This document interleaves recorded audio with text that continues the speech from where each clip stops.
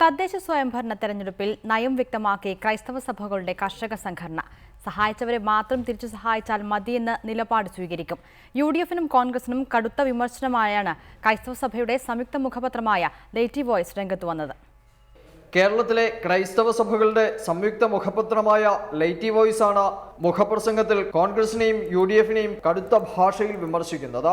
പ്രാദേശിക വിഷയങ്ങളിലൂടെ തദ്ദേശ സ്വയംഭരണ സ്ഥാപനങ്ങളിലേക്കുള്ള തെരഞ്ഞെടുപ്പിനെ നോക്കിക്കാണരുതെന്ന് ലൈറ്റി വോയ്സ് കർഷകരോട് പറയുന്നു. ആസിയാൻ ഉൾപ്പെടെയുള്ള ആഗോള കരാറുകളിലൂടെ കാർഷികോൽപ്പന്നങ്ങളുടെയും നാണ്യവിളകളുടെയും വിലയിടിച്ച് കർഷകനെ തകർത്തത് ആരാണെന്ന് മറക്കരുത്. വ്യവസായ ലോബിയുടെ വീതം പറ്റി അനിയന്ത്രിതമായ റബ്ബർ ഇറക്കുമതിക്ക് അനുമതി നൽകിയവർക്ക് തിരിച്ചടി നൽകാൻ തയ്യാറാകണം.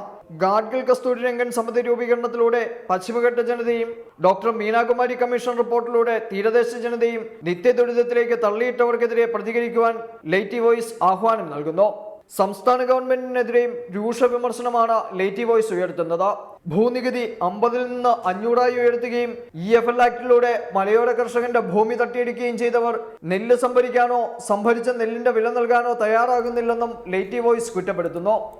റിപ്പോർട്ടർ, കൊച്ചി.